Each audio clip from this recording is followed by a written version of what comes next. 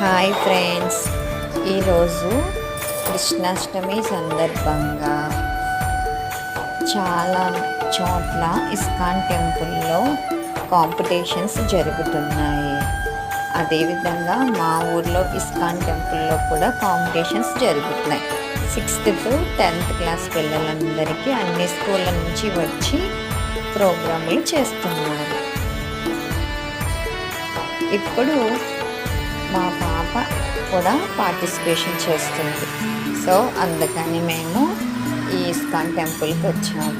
ఇక్కడ అందరూ పేరెంట్స్, పిల్లలు చాలా స్కూల్ నుంచి వచ్చారు. రకరకాల డ్రెస్సులతో, కృష్ణుడి గెటప్పులతో చాలా అద్భుతంగా ఉన్నారు.